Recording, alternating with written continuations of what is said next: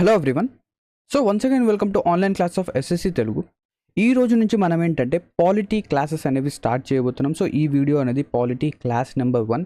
ఇందులో మనం వచ్చేసరికి మేకింగ్ ఆఫ్ కాన్స్టిట్యూషన్, అంటే పాలిటీ అనే వర్డ్ వినగానే మనకు గుర్తొచ్చేది ఏంటంటే కాన్స్టిట్యూషన్ అనేది గుర్తొస్తుంది. అండ్ అందులో ఫస్ట్ కాన్సెప్ట్ లేదా ఫస్ట్ చాప్టర్ అయిన మేకింగ్ ఆఫ్ కాన్స్టిట్యూషన్ అనేది డిస్కస్ అనేది చేయబోతున్నాం. ఓకేనా? So let us start. So first of all ఇక్కడ కనుక మనం చూస్తే ఏదైతే మన కాన్స్టిట్యూషన్ అనేది మనం ప్రిపేర్ చేయాలి అని చెప్పేసి ఒక ఐడియా కావచ్చు, లేదా ఈ కాన్స్టిట్యూషన్ ప్రిపేర్ చేయడానికి ఒక కాన్స్టిట్యూయెంట్ అసెంబ్లీ అనేది ఉండాలి అని చెప్పేసి ఒక డిమాండ్ అనేది రైజ్ చేయడం జరిగింది. అది ఫర్ ద ఫస్ట్ టైం ఎవరు రైజ్ చేశారంటే ఎంఎన్ రాయ్ గారు ఏంటంటే రైజ్ చేశారు. ఎప్పుడు? In the year 1934. So in the year 1934, demand for Constituent Assembly was raised by M.N. Roy. So ఎగ్జామ్లో మన క్వశ్చన్ వస్తుంది. సో కాన్స్టిట్యూయెంట్ అసెంబ్లీ అనేది ఫస్ట్ డిమాండ్ చేసింది ఎవరు అంటే ఎంఎన్ రాయ్. దీని తర్వాత అఫీషియల్గా కాంగ్రెస్ దీన్ని ఎప్పుడు డిమాండ్ చేసింది అంటే ఇన్ ద ఇయర్ 1935. సో 1935లో officially the constituent assembly was officially demanded by Congress. So Congress ద్వారా 1935లో అంటే నెక్స్ట్ సంవత్సరం ఏంటంటే కాన్స్టిట్యూయెంట్ అసెంబ్లీ అనేది కాంగ్రెస్ వాళ్ళు డిమాండ్ చేయడం అనేది జరిగింది. ఓకేనా? సో దాని తర్వాత అంటే 1935 తర్వాత ఏదైతే కాంగ్రెస్ డిమాండ్ చేసిందో దాని తర్వాత ఏమైందంటే బ్రిటిషర్స్ ఏంటంటే ఒప్పుకోలేదు. కానీ 1939 ఇయర్ కనుక మనం చూస్తే అప్పుడు ఏమైంది, సెకండ్ వరల్డ్ వార్ అనేది స్టార్ట్ అయింది. అవునా?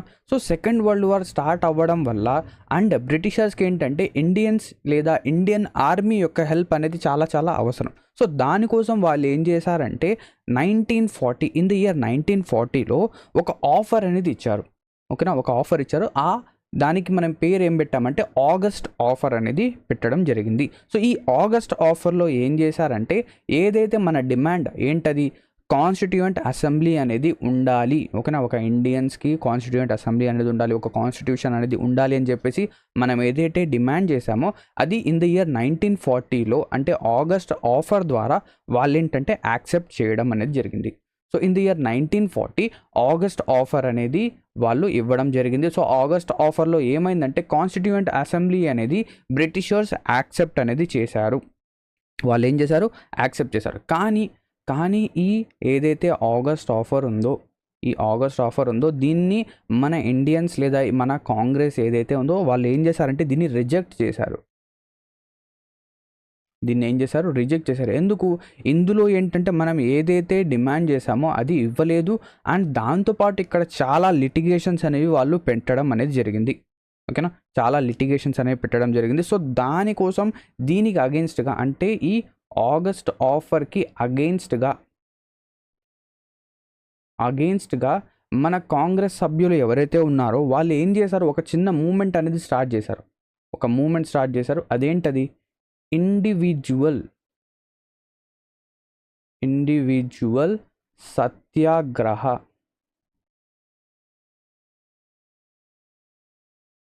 సో ఇండివిజువల్ సత్యాగ్రహ అనేది స్టార్ట్ చేశారు. సో ఎగ్జామ్లో క్వశ్చన్ అనేది రావడం జరుగుతుంది. ఇండివిజువల్ సత్యాగ్రహ అనేది దేనికి వ్యతిరేకంగా లేదా దేనికి అగెయిన్స్ట్గా స్టార్ట్ చేశారు అంటే ఆగస్ట్ ఆఫర్కి అగెయిన్స్ట్గా స్టార్ట్ అనేది చేశారు. అండ్ ఇండివిజువల్ సత్యాగ్రహ ఏదైతే ఉందో దీన్ని ఫర్ ద ఫస్ట్ టైం ఎవరు స్టార్ట్ చేశారు లేదా ఈ ఇండివిజువల్ సత్యాగ్రహ ఫస్ట్ ఎవరు చేశారంటే ఆచార్య వినోబా. ఓకేనా? ఆచార్య వినోబా భావే. ఇది ఆల్రెడీ మనం హిస్టరీలో డిస్కస్ అనేది చేసాం. సో ఇది అంతా ఆల్రెడీ డిస్కస్ చేసాం కాబట్టి ఇప్పుడైతే అంత ఇంపార్టెంట్ కాదు, బట్ తెలుసుకోండి. నెక్స్ట్ దీని తర్వాత అంటే ఆచార్య వినోబా భావే తర్వాత సెకండ్ ఎవరు చేశారు? సెకండ్ వచ్చేసరికి మన జవహర్ లాల్ నెహ్రూ గారు ఏంటంటే ఈ ఇండివిజువల్ సత్యాగ్రహాన్ని చేశారు. ఓకేనా? నెక్స్ట్ ఈ ఆగస్ట్ ఆఫర్ అనేది మనం రిజెక్ట్ చేసిన తర్వాత మళ్ళీ ఇంకొక పాయింట్ ఏంటది, ఈ ఆగస్ట్ ఆఫర్ అప్పుడు లేదా ఈ 1940 ఇయర్లో వాయిస్రాయ్గా ఎవరున్నారు, ఇది కూడా అడిగే ఛాన్స్ అనేది ఉంది. సో 1940లో వాయిస్రాయ్గా ఎవరున్నారంటే లిత్ go.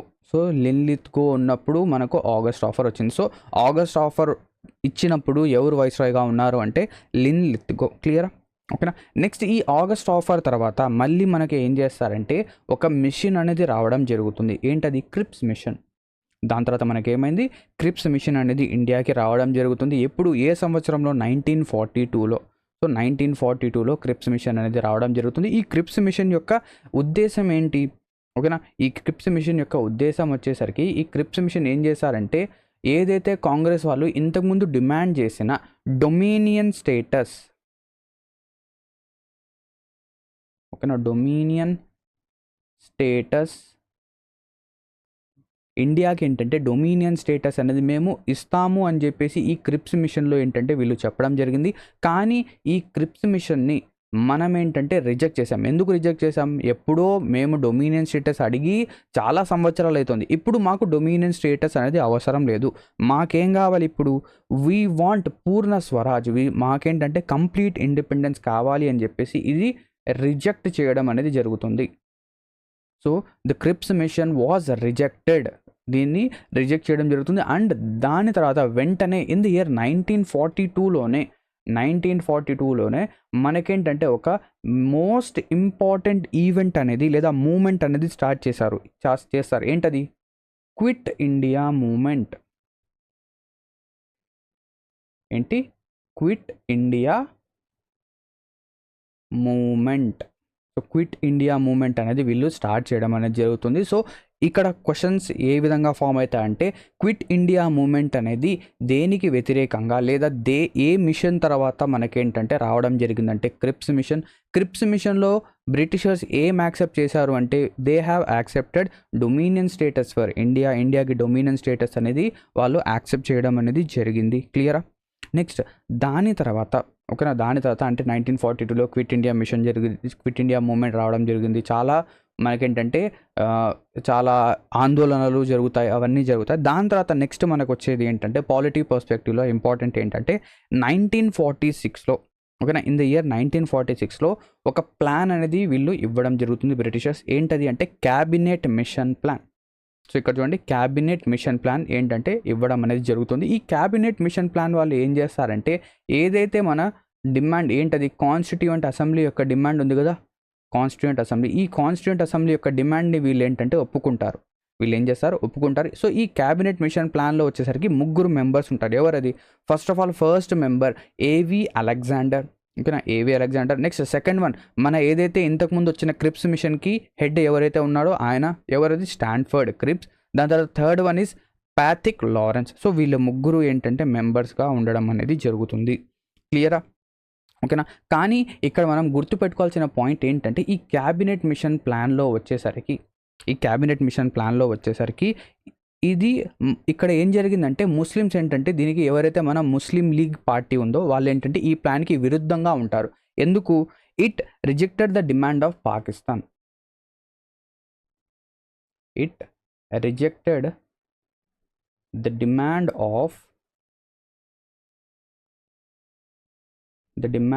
Of Pakistan. So Pakistan యొక్క డిమాండ్ అనేది ఈ క్యాబినెట్ మిషన్ ప్లాన్ అనేది రిజెక్ట్ చేయడం అనేది జరుగుతుంది. ఓకేనా. సో ఇక్కడ నుంచి క్యాబినెట్ మిషన్ ప్లాన్ అనేది ఎస్టాబ్లిష్ అనేది అవుతుంది, అంటే దీన్ని అమల్లోకి తీసుకురావడం జరుగుతుంది. సో దీని ద్వారా కాన్స్టిట్యూయెంట్ అసెంబ్లీ ఏదైతే ఉందో అది ఏర్పాటు అవ్వడం జరుగుతుంది. సో ఈ కాన్స్టిట్యూయెంట్ అసెంబ్లీలో టోటల్గా ఎన్ని సీట్స్ ఉన్నాయి, ఎలక్షన్స్ అనేవి ఏ విధంగా జరిగాయి, ఎంతమంది నామినేటెడ్, ఎంతమంది ఎలక్టెడ్ అనేది ఒకసారి చూద్దాం. సో మన కాన్స్టిట్యూయెంట్ అసెంబ్లీ అనేది ఇప్పుడు ఫామ్ అవ్వడానికి స్టార్టింగ్లో ఉంది. సో ఇందులో టోటల్గా మనం సీట్స్ కనుక తీసుకుంటే, సో ఇక్కడ చూడండి according to cabinet mission plan, so ఇక్కడ చూడండి టోటల్ సీట్స్ ఎన్ని ఉన్నాయి? టోటల్ సీట్స్ వచ్చేసరికి 389 సీట్స్ అనేవి ఉన్నాయి. ఎన్ని సీట్స్? 389 సీట్స్. సో ఈ సీట్స్ అనేవి వీళ్ళు ఏ విధంగా డివైడ్ చేశారు, కేటగరైజ్ చేశారంటే 10 లక్షల మందికి, అంటే 1 మిలియన్ అంటే 10 lakh, 10 లక్షల జనాభాకి 10 lakhsకి ఒక సీట్. ఇలాగా ఏంటంటే డివిజన్ అప్పుడు ఏదైతే పాపులేషన్ ఉందో దాని ప్రకారంగా 389 సీట్స్ అనేవి రావడం జరిగింది. అందులో ఈ 389 సీట్స్లో మనకి ఇంపార్టెంట్ ఏంటంటే 93 సీట్స్ వచ్చేసరికి 93 సీట్స్ వచ్చేసరికి ప్రిన్స్లీ స్టేట్స్కి ఇవ్వడం జరిగింది. ఎవరైతే రాజులు వాళ్ళు ఉన్నారు కదా వాళ్ళకి ఏంటంటే ఇవ్వడం జరిగింది. ప్రిన్స్లీ స్టేట్ వీళ్ళకి ఏంటంటే ఇచ్చడం జరిగింది. అంటే ఇక్కడ మీరు గుర్తుపెట్టుకోవాల్సింది ఏంటంటే ఏదైతే ఈ 93 సీట్స్ ఉన్నాయో ఓకేనా, ఈ 93 సీట్స్ ఉన్నాయో ఇవి వీళ్ళు ఎలక్టెడ్ కాదు, దీస్ ఆర్ నామినేటెడ్. వీళ్ళు డైరెక్ట్గా నామినేట్ అయిపోయారు.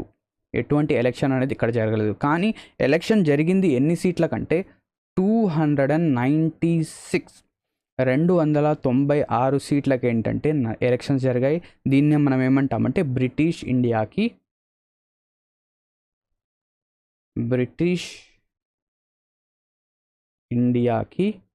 296 సీట్స్ అనేవి అవైలబుల్ ఉన్నాయి. ఇందులో కూడా డివిజన్ ఉంది. సో ఇందులో మనం గనక చూస్తే 4 సీట్స్ వచ్చేసరికి 4 సీట్స్ వచ్చేసరికి chief commissioner provisions. So chief commissioner అన్నమాట. చీఫ్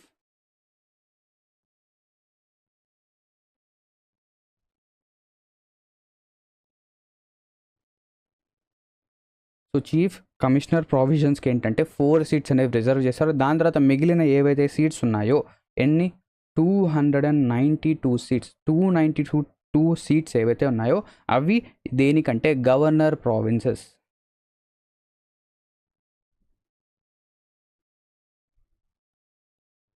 గవర్నర్ ప్రావిన్సెస్కి 292 సీట్స్ ఏంటంటే ఇవ్వడం జరిగింది. సో ఏదైతే ఈ 292 లేదా ఈ 4 సీట్స్ ఉన్నాయి ఇవి రెండు కూడా, లేదా సింపుల్గా చెప్పాలంటే ఈ 296 సీట్స్ ఏవైతే ఉన్నాయో ఇవన్నీ కూడా ఎలక్టెడ్ సీట్స్. అంటే ఇక్కడ ఎలక్షన్స్ అనేవి జరిగిన తర్వాత మనకేంటంటే వీళ్ళు రావడం జరిగింది.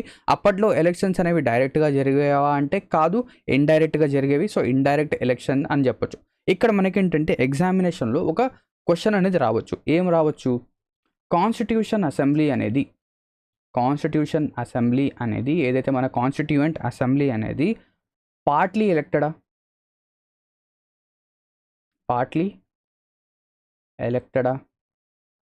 లేకపోతే పార్ట్లీ నామినేటెడా లేకపోతే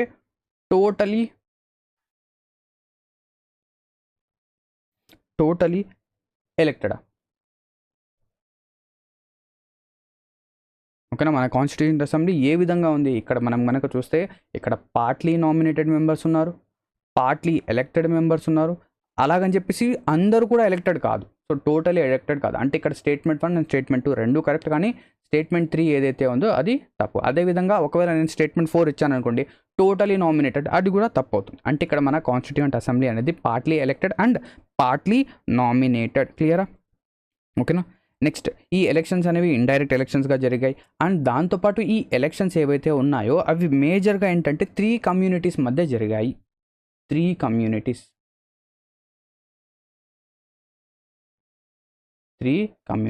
సో ఇక్కడ 3 కమ్యూనిటీస్ అని చెప్పేసి మనం ఎందుకు అంటున్నామంటే సపరేట్ ఎలక్టోరేట్స్ అనేవి ఉండేవి అప్పుడు. ఓకేనా.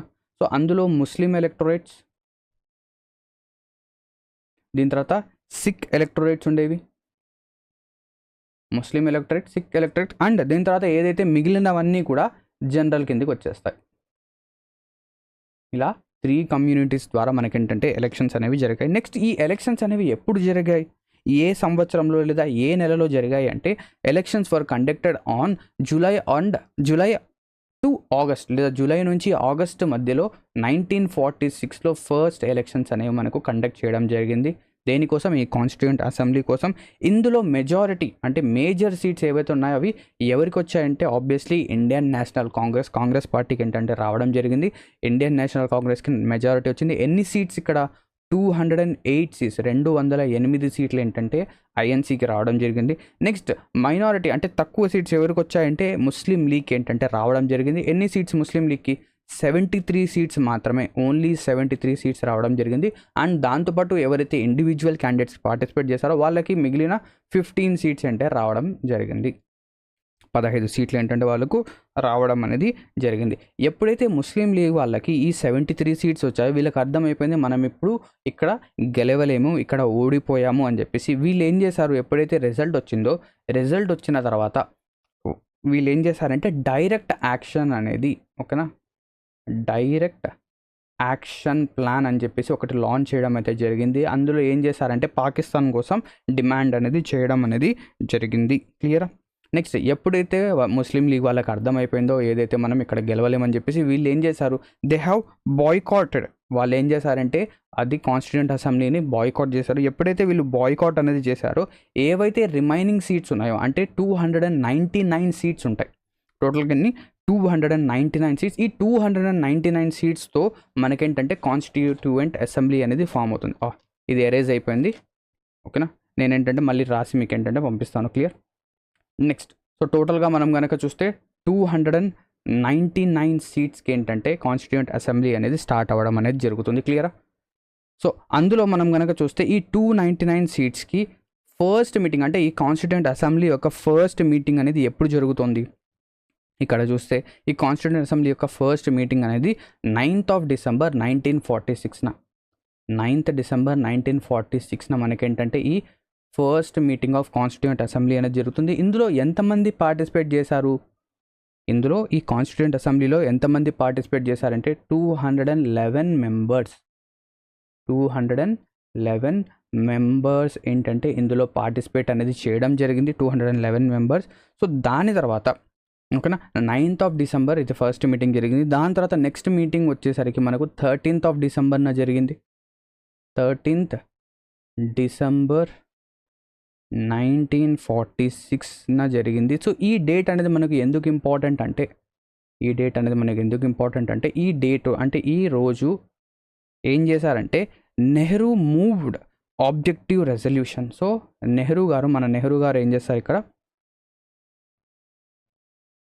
Jawaharlal Nehru moved objective resolution. Objective రెజల్యూషన్ని ఈయన ఏంటంటే ఇక్కడ మూవ్ చేయడం జరిగింది. సరే ఈ ఆబ్జెక్టివ్ రెజల్యూషన్ అంటే ఏంటి, చాలా సింపుల్గా మనం ఏంటంటే ఇప్పుడు కాన్స్టిట్యూషన్ అనేది ప్రిపేర్ చేయాలి అనుకుంటున్నాం, దాని గురించి మాట్లాడుతున్నాం. మన కాన్స్టిట్యూషన్ అనేది ఏ విధంగా ఉండాలి, ఇది ఒక సెక్యులర్ కాన్స్టిట్యూషన్ అయి ఉండాలి, ఇందులో అందరూ సమానంగా ఉండాలి, ఇందులో ఎవ్వరికీ ఎక్కువ తగ్గులు అనేవి ఉండకూడదు అని చెప్పేసి ఒక చిన్న ఫ్రేమ్వర్క్ అన్నమాట, ఒక బేసిక్ ఫ్రేమ్వర్క్. దాన్నే మనం ఏమంటామంటే ఆబ్జెక్టివ్ రెజల్యూషన్. ఈ ఆబ్జెక్టివ్ రెజల్యూషన్నే ఏమవుతుందంటే ఇన్ ఫ్యూచర్ ప్రియాంబల్గా చేంజ్ అవుతుంది, ఓకేనా. దీన్నే మనం ఏమంటామంటే ప్రియాంబుల్గా కూడా అంటాము, అవునా. నెక్స్ట్ ఈ ఆబ్జెక్టివ్ రెజల్యూషన్ అంటే మన కాన్స్టిట్యూషన్ యొక్క నేచర్ అనేది ఏ విధంగా ఉంటుంది అని చెప్పేసి ఈ ఆబ్జెక్టివ్ రెజల్యూషన్లో చెప్పడం అనేది జరిగింది, అవునా. క్లియరా? నెక్స్ట్ దాని తర్వాత నెక్స్ట్ వచ్చేసరికి 22nd January 1947 మనకేమవుతుందంటే ఏదైతే ఈ ఆబ్జెక్టివ్ రెజల్యూషన్ అనేది ఉంటుందో objective resolution adopted by constituent assembly. So ఈ కాన్స్టిట్యూయెంట్ అసెంబ్లీ అనేది ఈ ఆబ్జెక్టివ్ రెజల్యూషన్ని 22nd of January 1947 అడాప్ట్ అనేది చేస్తుంది. ఓకే సార్, ఈ మీటింగ్ జరిగింది, మనం ఆబ్జెక్టివ్ రెజల్యూషన్ అనేది చేస్తున్నాం, దీని తర్వాత మన కాన్స్టిట్యూషన్ అనేది ప్రిపేర్ చేయడం కోసం కాన్స్టిట్యూయెంట్ అసెంబ్లీ ఎస్టాబ్లిష్ చేసాం. నెక్స్ట్ దీన్ని మేనేజ్ చేయడానికి అంటే ఇందులో ఎటువంటి మేనేజ్మెంట్ ఇష్యూస్ రాకుండా, ఎటువంటి మిస్మేనేజ్మెంట్ జరగకుండా ఏం చేశారంటే వీళ్ళు కమిటీస్ అనేవి ఎస్టాబ్లిష్ చేశారు. They have established committees. So committees కనుక చూస్తే సో టోటల్గా ఇక్కడ మనకేంటంటే మేజర్ కమిటీస్, మైనర్ కమిటీస్ అనేవి ఉంటాయి. అందులో మేజర్ కమిటీస్ కనుక చూస్తే సో టోటల్గా మనకేంటంటే 8 మేజర్ కమిటీస్ ఉంటాయి, 8 మేజర్ కమిటీస్ ఉంటాయి. అందులో మళ్ళీ వచ్చేసరికి మైనర్ కమిటీస్ కనుక చూస్తే 13 మైనర్ కమిటీస్ ఉంటాయి. 8 major committees, 13 minor committees. So 8 major committees ఏవైతే ఉన్నాయో అవి చాలా ఇంపార్టెంట్, మనకు అన్నీ మనం నేర్చుకోవాలి. కానీ ఇందులో చాలా ఇంపార్టెంట్ అయినా అంటే ఈ మేజర్ కమిటీస్లో కూడా చాలా ఇంపార్టెంట్ లేదా head of this constituent assembly లేదా ఈ కమిటీస్కి హెడ్ అనేది ఏంటి అంటే మోస్ట్ ఇంపార్టెంట్ కమిటీ ఈ డ్రాఫ్టింగ్ కమిటీ. ఏంటది? Drafting committee. సో ఈ డ్రాఫ్టింగ్ కమిటీ అనేది మనకు చాలా చాలా ఇంపార్టెంట్. సో ఈ డ్రాఫ్టింగ్ కమిటీలో టోటల్గా ఎంతమంది మెంబర్స్ ఉంటారు అంటే 7 మెంబర్స్. 7 మెంబర్స్ ఏంటంటే ఈ డ్రాఫ్టింగ్ కమిటీలో ఉండడం అయితే జరుగుతుంది. సో అందులో first and the foremost person is doctor B R Ambedkar. So doctor B R Ambedkar గారు ఫస్ట్ పర్సన్. సో ఈయన ఏంటంటే chairman. So he acted as the chairman of this drafting committee and ఈయనని మనం ఏమంటామంటే మోడ్రన్ మ్యాను అని చెప్పేసి కూడా అంటాం. So he is also known as modern Manu, MANU, ఓకేనా, మోడ్రన్ మ్యాన్యు. నెక్స్ట్ దాని తర్వాత అల్లాడి కృష్ణస్వామి అయ్యర్. Next M D Mohammad Saadulla. ఇక్కడ చూడండి నేమ్స్ అనేవి గుర్తుపెట్టుకోండి. బిఆర్ అంబేద్కర్, అల్లాడి కృష్ణ స్వామి అయ్యర్, ఎండి సాదుల్లా. దీని తర్వాత గోపాలస్వామి అయ్యంగర్. సో అయ్యంగర్ ఇద్దరు కూడా ఉన్నారు, అయ్యంగర్. నెక్స్ట్ దీని తర్వాత ఇక్కడ చూడండి డిపి ఖేతన్, ఓకేనా, DP Khetan. So DP Khetan కూడా ఉండడం జరిగింది. కానీ డిపి ఖేతన్ తర్వాత, ఓకేనా, డిపి ఖేతన్కి బదులుగా నెక్స్ట్ ఎవరు వస్తారంటే మేబీ ఈయన ఏంటంటే చనిపోవడమో లేకపోతే ఏదో ఒక ఇష్యూ వల్ల ఈయనకి బదులుగా టిటి కృష్ణమాచారి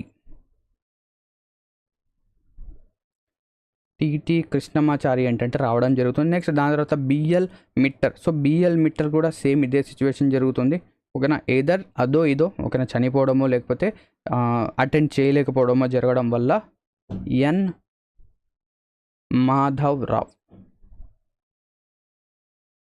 ఎన్ మాధవరావు ఏంటంటే ఈయనకి బదులుగా రావడం అనేది జరిగింది. సో ఈ నేమ్స్ అనేవి గుర్తుపెట్టుకోండి, మనకి ఇంపార్టెంట్, ఓకేనా. So first of all B R Ambedkar, Alladi Krishnaswami Ayyar, M D Saadulla, Gopal Swami Ayyangar, D P Khaitan, B L Mitter. క్లియరా? ఓకేనా. నెక్స్ట్ ఏదైతే మన కాన్స్టిట్యూయెంట్ అసెంబ్లీ అనేది ఉందో అందులో ఏంటంటే మీటింగ్స్ జరిగాయి, అంటే సెషన్స్ అనేవి జరిగాయి. సో టోటల్గా ఎన్ని సెషన్స్ జరిగాయి? టోటల్గా మనం కనుక చూస్తే ఈ కాన్స్టిట్యూయెంట్ అసెంబ్లీ యొక్క 11 సెషన్స్ జరిగాయి. 11 సెషన్స్ అనేవి జరిగాయి, ఓకేనా. టోటల్ 11 సెషన్స్ అంటే టోటల్గా ఎన్ని రోజులు అంటే 165 డేస్. 165 డేస్ ఏంటంటే ఈ సెషన్స్ అనేవి జరిగాయి, ఓకేనా. టోటల్ సెషన్స్ వచ్చేసరికి 165 డేస్ అనేవి జరిగాయి. అండ్ ఈ కాన్స్టిట్యూషన్ మన ఏదైతే కాన్స్టిట్యూషన్ అనేది ఉందో ఇది పూర్తిగా కంప్లీట్ అవ్వడానికి ఎన్ని సంవత్సరాలు, ఎన్ని నెలలు, ఎన్ని రోజులు పట్టాయి అంటే చాలా ఇంపార్టెంట్ ఇది. So our constitution is the length, మనం ఏం చెప్పొచ్చు, చాలా టైం పట్టిన కాన్స్టిట్యూషన్. దీన్ని ప్రిపేర్ చేయడం కోసం చాలా టైం అనేది పట్టింది. And it is the lengthiest hand written constitution. అన్నిటికంటే చాలా లెంతీ హ్యాండ్ రిటన్ కాన్స్టిట్యూషన్ మనదే. సో ఎంత టైం పట్టింది ఈ కాన్స్టిట్యూషన్ని మనం ప్రిపేర్ చేయడానికి? 2 years 11 months. సో గుర్తుపెట్టుకోండి 2/11/17 ఇలా గుర్తుపెట్టుకోండి 2/11/17. So 2 years 11 months 17 days. 2 years 11 months 17 days అనేది పట్టింది. సో టోటల్ టైం వచ్చేసరికి ఇక్కడ చూడండి, మళ్ళీ రాద్దాం. సో ఏంటి 2 years 11 months 17 days. So 2 years 11 months 17 days అనేది కాన్స్టిట్యూషన్ అనేది కంప్లీట్ అవ్వడానికి పట్టిన టైం, ఓకేనా. క్లియర్. నెక్స్ట్ ఏదైతే మనం చెప్పాం కదా టోటల్గా 11 సెషన్స్ జరిగాయి. ఈ 11 సెషన్స్ కూడా ఇంపార్టెంటే, కానీ ఎగ్జామినేషన్లో మనకు ఎక్కువగా అడిగేది ఏంటంటే first session, 10th session and 11th session, అవునా. ఫస్ట్ సెషన్ ఎప్పుడు జరిగింది, 10th సెషన్ ఎప్పుడు జరిగింది, 11th సెషన్ అనేది ఎప్పుడు జరిగింది. So first of all first session ఎప్పుడు జరిగింది? 9th నుంచి 28th December. 9th to 28th December first session అనేది జరిగింది. నెక్స్ట్ 10th సెషన్ వచ్చేసరికి 6th నుంచి 17th October జరిగింది. 6th to 17th October జరిగింది. నెక్స్ట్ దాని తర్వాత 11th సెషన్ వచ్చేసరికి 14th నుంచి 26th November. ఈ డేట్ చాలా ఇంపార్టెంట్. 26th November 1949. ఎందుకు ఇదే రోజు, ఓకేనా, ఇదే ఏదైతే ఈ డే ఉందో దీన్ని మనం ఏమంటాం, this is known as constitution day. Constitution day, దీన్ని మనం ఏమంటాం కాన్స్టిట్యూషన్ డేగా మనం ఏంటంటే దీన్ని చెప్పడం అనేది జరుగుతుంది. క్లియరా? ఓకేనా. నెక్స్ట్ ఇక్కడ చూస్తే ఫైనల్ డ్రాఫ్ట్ ఏదైతే ఉందో మన ఫైనల్ అంటే మన కాన్స్టిట్యూషన్ యొక్క ఫైనల్ డ్రాఫ్ట్ అనేది ఎప్పుడు ఇంట్రడ్యూస్ చేశారు అంబేద్కర్ గారు అంటే the final draft was introduced by Ambedkar on 4th November 1948. So 4th November 1948 final draft అనేది ఇంట్రడ్యూస్ చేయడం జరిగింది. సో ఫైనల్ డ్రాఫ్ట్ అనేది ఫైనల్ కాదు, ఇందులో కూడా కొన్ని మార్పులు చేర్పులు ఉంటాయని చెప్పేసి చెప్పడం జరిగింది. దాని తర్వాత లాస్ట్ 11th సెషన్లో ఓకేనా 11th సెషన్లో మనకి ఏంటంటే ఈ కాన్స్టిట్యూషన్ని వీళ్ళు మనం ఏంటంటే అడాప్ట్ అనేది చేయడం జరిగింది. అంటే ఏ రోజు అడాప్ట్ చేస్తాం? 26th November 1949 మనం ఏంటంటే అడాప్ట్ చేస్తాం. అందుకే దాన్ని ఓకేనా. So we have adapted our constitution on 26th November 1949. అందుకే దీన్ని మనం ఏమంటాం కాన్స్టిట్యూషన్ డేగా అంటాము. కాన్స్టిట్యూషన్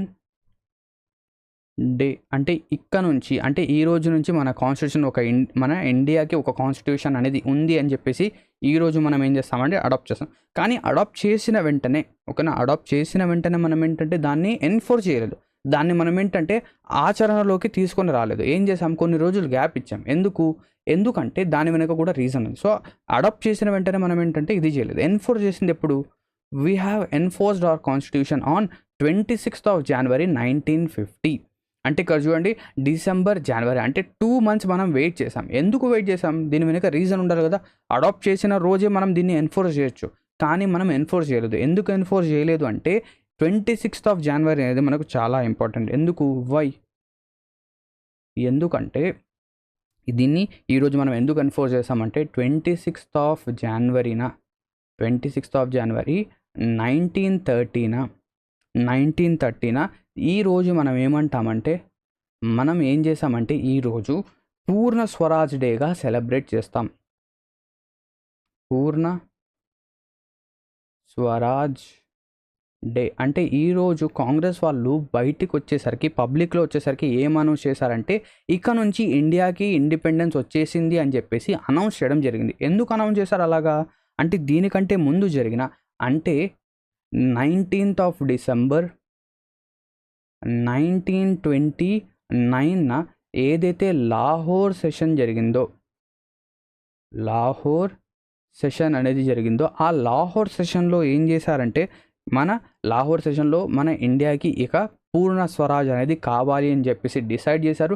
డిసైడ్ చేసిన తర్వాత 26th January 1930 ఏం చేశారంటే పబ్లికలీ వచ్చి ఓకేనా పబ్లిక్లో అంటే జనాల మధ్యకు వచ్చి ఏం చెప్పారంటే ఈ రోజు నుంచి ఇండియాకి ఇండిపెండెన్స్ వచ్చేసింది అని చెప్పేసి చెప్పడం జరిగింది. సో ఇది ఎవరు చెప్పారు పూర్ణ స్వరాజ్ డేగా అంటే మన జవహర్లాల్ నెహ్రూ గారు ఏంటంటే చెప్పడం జరిగింది. సో ఈ రోజు అంటే 26th January అనేది ఇంపార్టెంట్ రోజు కాబట్టి దీన్ని గుర్తుపెట్టుకోవడం కోసం ఓకేనా దీనికి ఇంపార్టెన్స్ ఇవ్వడం కోసం మనం ఏం చేస్తామంటే మన కాన్స్టిట్యూషన్ని 26th January ఏం చేస్తాం దీన్ని ఎన్ఫోర్స్ చేస్తాం. కానీ ఇక్కడ మీరు గుర్తుపెట్టుకోవాల్సింది ఏంటంటే మనం అడాప్ట్ చేసింది 26th November, ఎన్ఫోర్స్ చేసింది 26th January. అంటే ఈ 2 months గ్యాప్లో ఈ 2 months గ్యాప్ ఇవ్వడం ఎందుకని చెప్పేసి మనం ఏం చేసామంటే కొన్ని ప్రొవిజన్స్ ఉన్నాయి.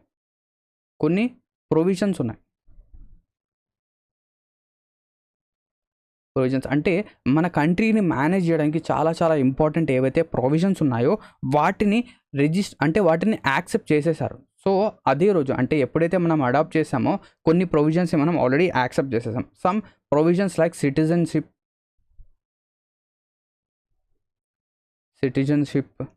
దీని తర్వాత సిటిజన్షిప్ కావచ్చు, ఎలక్షన్స్ కావచ్చు, ప్రొవిజన్స్ రిలేటెడ్ టు పార్లమెంట్, ఇంకా కొన్ని ఏంటంటే ప్రొవిజన్స్ అనేవి ఇదే రోజున అంటే 26th November 1949 మనం ఏంటంటే దీన్ని ఆచరణలోకి తీసుకొని వచ్చేసాం. పూర్తిగా ఎప్పుడు ఎన్ఫోర్స్ చేసాము అంటే 26th January 1950 పూర్తిగా మనం ఎన్ఫోర్స్ అనేది చేసాము. క్లియర్? ఓకేనా. నెక్స్ట్ ఇక్కడ మీరు చూస్తే కాన్స్టిట్యూంట్ అసెంబ్లీ అనేది ఓన్లీ ఓకేనా. ఓన్లీ ఏంటంటే ఒక కాన్స్టిట్యూషన్ని క్రియేట్ చేయడానికే కాదు, ఇంకొక వర్క్ కూడా చేసేది, చాలా పనులు చేసేది. ఓకేనా, చాలా పనులు చేసేది కాన్స్టిట్యూయెంట్ అసెంబ్లీ. అందులో 2 ఇంపార్టెంట్ వర్క్స్ ఏంటంటే, ఫస్ట్ ఆఫ్ ఆల్ కాన్స్టిట్యూషన్ని తయారు చేయడం, ఇంకొకటి వచ్చేసరికి ఏదైతే లా మేకింగ్ బాడీ అంటే మన ఇండియాలో ఏవైతే లాస్ ఉంటాయో, రెగ్యులేషన్స్ ఉంటాయో వాటిని మెయింటైన్ చేయడం కోసం, వాటిని లెజిస్లేట్ చేయడం కోసం, ఓకేనా, వాటిని ఎగ్జిక్యూట్ చేయడం కోసం ఏంటంటే ఇది పర్ఫామ్ చేసింది. So the constituent assembly performed many functions. అందులో మనం కనుక చూస్తే కాన్స్టిట్యూయెంట్ అసెంబ్లీ అనేది చాలా ఎక్కువ ఫంక్షన్స్ అనేది పర్ఫామ్ చేసింది. అందులో మనం కనుక చూస్తే the first and the foremost thing is ఒకటి కాన్స్టిట్యూషన్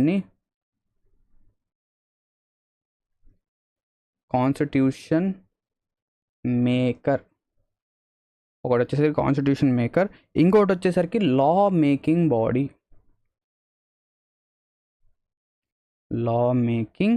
బాడీగా ఇదేంటంటే వర్క్ అనేది చేసింది మన కాన్స్టిట్యూయెంట్ అసెంబ్లీ అనేది. క్లియరా? ఓకేనా. సో ఇక్కడ చూస్తే లా మేకింగ్ బాడీ అంటే ఏంటి, టు లెజిస్లేట్, ఏంటి, to legislate, okay, legislate. Clear. Next, ఎప్పుడైతే మన కాన్స్టిట్యూయెంట్ అసెంబ్లీ అనేది కాన్స్టిట్యూషన్ మేకర్గా ఉంటే, కాన్స్టిట్యూషన్ మేకర్ అంటే మన కాన్స్టిట్యూయెంట్ అసెంబ్లీ అనేది కాన్స్టిట్యూషన్ మేకర్గా వర్క్ చేస్తున్నప్పుడు ప్రెసిడెంట్గా ఎవరు ఉంటారు అంటే మన రాజేంద్ర ప్రసాద్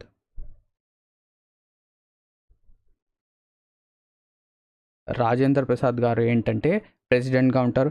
నెక్స్ట్ దాని తర్వాత అంటే ఇక్కడ యాక్చువల్ ప్రెసిడెంట్ వచ్చేసరికి రాజేంద్ర ప్రసాద్, కానీ ఇక్కడ మన టెంపరీ ప్రెసిడెంట్గా, ఓకేనా, టెంపరీ ప్రెసిడెంట్ కూడా ఉండడం జరుగుతుంది. ఎవరు? సచ్చిదానంద్ సిన్హా.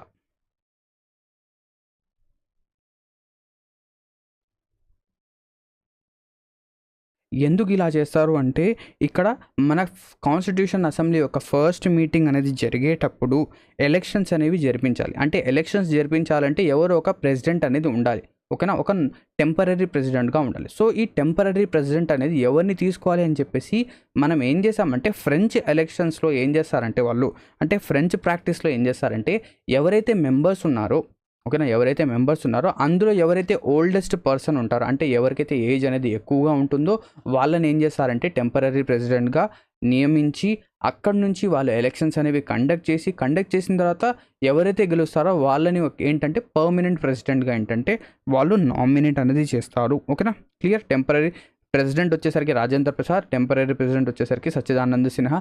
వైస్ ప్రెసిడెంట్ కనుక చూస్తే ఇక్కడ విటి కృష్ణమాచారి. సో వైస్ ప్రెసిడెంట్ ఏంటంటే విటి కృష్ణమాచారి అండ్ హెచ్సి ముఖర్జీ, వీళ్ళు ఇద్దరు ఏంటంటే వైస్ ప్రెసిడెంట్గా వర్క్ అనేది చేస్తారు. నెక్స్ట్ ఇదే కాన్స్టిట్యూయెంట్ అసెంబ్లీ అనేది లా మేకింగ్ బాడీగా వర్క్ చేస్తే,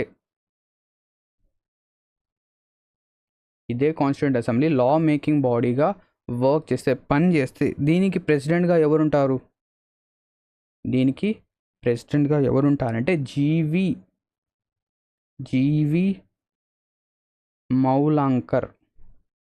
జీవి మౌలంకర్ ఏంటంటే దీనికి ప్రెసిడెంట్గా ఉంటారు.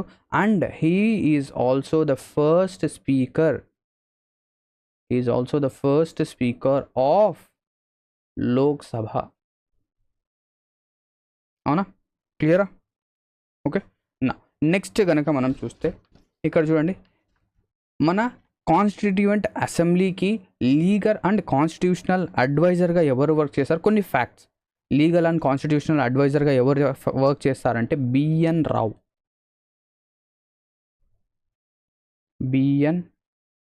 రావ్. ఓకేనా. నెక్స్ట్ దాని తర్వాత ద చీఫ్ డ్రాఫ్ట్స్మెన్. ఓకేనా, chief draftsmen of for constitution was S N Mukherjee.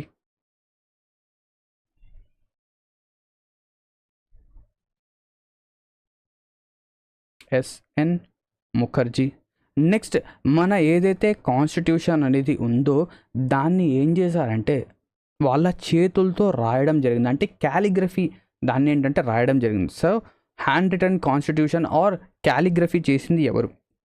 ఓకేనా, hand written constitution are calligraphy చేసింది ఎవరంటే ప్రేమ్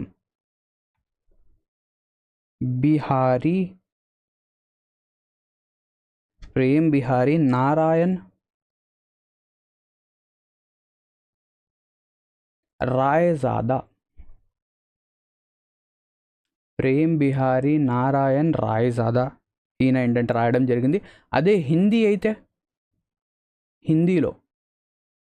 హిందీలో దీన్ని రాసింది ఎవరు అంటే Vasant Kumar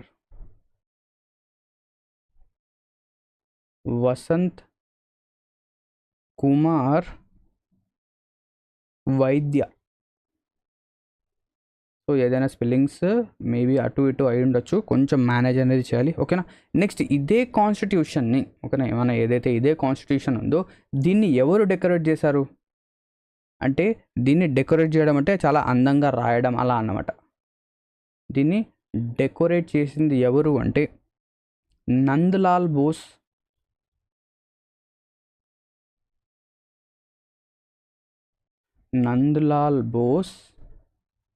and Beohar Ram Manohar Sinha. బ్యోహర్ BEOHAR బ్యోహర్ Ram Manohar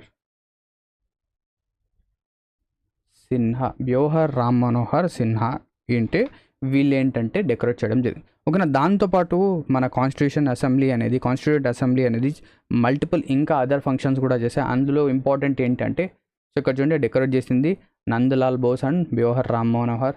next other functions performed వరకు చూస్తే మన నేషనల్ ఫ్లాగ్ని అడాప్ట్ చేయడం జరిగింది. ఎప్పుడు అడాప్ట్ చేశారు? సో మన నేషనల్ ఫ్లాగ్ని 22nd ఆఫ్ జూలై 1947 మన నేషనల్ ఫ్లాగ్ని అడాప్ట్ చేశారు. ఎవరు ఆ నేషనల్ ఫ్లాగ్ని డిజైన్ చేశారు అంటే పింగళి వెంకయ్య. అవునా, మనకు ఆల్రెడీ తెలుసు. నెక్స్ట్ ఏదైతే మన నేషనల్ యాంథమ్ ఉందో, మన నేషనల్ సాంగ్ ఉందో, ఈ రెండింటిని కూడా అడాప్ట్ అనేది చేయడం జరిగింది. So national anthem and national song. So national anthem ఎవరు రాశారు? సో నేషనల్ యాంథమ్ అనేది రవీంద్రనాథ్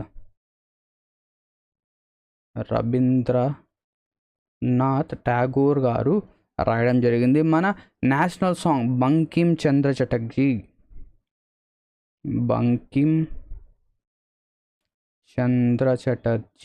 సో వీళ్ళు రాయడం ఏంటంటే జరిగింది. ఈ national anthem and national song రెండూ కూడా ఏ రోజున అడాప్ట్ చేశారు అంటే 24th ఆఫ్ జనవరి 1915 వీళ్ళు ఏంటంటే ఈ నేషనల్ యాంథమ్ అండ్ నేషనల్ సాంగ్ని అడాప్ట్ చేయడం జరిగింది. ఈ డే అనేది చాలా ఇంపార్టెంట్, 24th ఆఫ్ జనవరి 1950. ఎందుకు ఇంపార్టెంట్ అంటే ఈ రోజున అంటే 24th ఆఫ్ జనవరి 1915 మనం ఆల్రెడీ వెనకాల చూసాం. ఏం చూసాం? 24th ఆఫ్ జనవరి అంటే 26th ఆఫ్ జనవరి 1915 మన కాన్స్టిట్యూషన్ అనేది ఏమైంది? ఎన్ఫోర్స్ అయింది 26th జనవరి 1915. అంటే 26th ఎన్ఫోర్స్ అయిందంటే సైన్ చేయాలి కదా. ఓకేనా, ఎవరైతే మెంబర్స్ ఉన్నారో వాళ్ళు సైన్ చేయాలి కదా. సో ఈ రోజు అంటే 24th of January 1915 it was signed by constituent assembly members. So ఎవరైతే కాన్స్టిట్యూయెంట్ అసెంబ్లీ మెంబర్స్ ఉన్నారో వాళ్ళు ఏంటంటే సైన్ చేసి దాన్ని రాటిఫై చేశారు, సరే దాన్ని ఒప్పుకున్నారు. ఓకేనా, క్లియరా? నెక్స్ట్ దాని తర్వాత ఇంకా కనుక చూస్తే మనం లాస్ట్ సిట్టింగ్ అంటే ఇదే రోజు ఏం జరిగిందంటే last sitting of constituent assembly అంటే ఇక్కడ ఇది కాన్స్టిట్యూయెంట్ అసెంబ్లీ యొక్క లాస్ట్ సిట్టింగ్ అనేది మనం చెప్పొచ్చు. కానీ దీని తర్వాత అంటే 24th ఆఫ్ జనవరి 1950 తర్వాత ఈ కాన్స్టిట్యూయెంట్ అసెంబ్లీ అనేది డిస్పోజ్ అయిపోయిందా అంటే డిజాల్వ్ అయిపోయిందా అంటే కాదు. సో ఇది ఏం చేసింది మనం ఆల్రెడీ వెనకాల డిస్కస్ చేసాం కదా. It performed many functions. ఇది చాలా ఎక్కువ ఫంక్షన్స్ అనేవి చేసేది. అంటే ఎప్పుడైతే దీని యొక్క వర్క్ అంటే కాన్స్టిట్యూయెంట్ అసెంబ్లీ యొక్క వర్క్ ఏంటి? కాన్స్టిట్యూషన్ని క్రియేట్ చేయడం. అది అయిపోయిన వెంటనే ఇది ఏం చేసిందంటే దాన్ని లెజిస్లేట్ చేయడం కోసం, దాన్ని ఒక లా మేకింగ్ బాడీగా దాన్ని మనం ఏం చెప్పొచ్చు చూసుకోవడానికి ఏంటంటే ఉంది. అంటే ఇక్కడ నుంచి మనం ఏం చెప్పొచ్చు, ఏదైతే ప్రీవియస్గా కాన్స్టిట్యూయెంట్ అసెంబ్లీ అనేది ఉందో అది ఏమైందంటే ఫ్యూచర్లో చేంజ్ అయిపోయి ఫస్ట్ పార్లమెంట్గా చేంజ్ అయ్యింది. It was changed to the first parliament. ఓకేనా, క్లియర్. సో టోటల్గా ఇక్కడ మనం ఏం చెప్పాం, signed by constituent assembly members. So ఎంతమంది సైన్ చేశారు, 284, 284 మంది ఏంటంటే ఇక్కడ సైన్ చేశారు. 284 మెంబర్స్ సైన్ చేశారు. అందులో ఎంతమంది ఫీమేల్స్ ఉన్నారని చెప్పేసి అడుగుతారు. So 15 female members, 15 female members ఏంటంటే సైన్ అనేది చేయడం జరిగింది. క్లియరా, ఓకేనా. అండ్ ఇదే రోజున మన ఫస్ట్ ప్రెసిడెంట్ ఎవరు, first president of India doctor Rajendra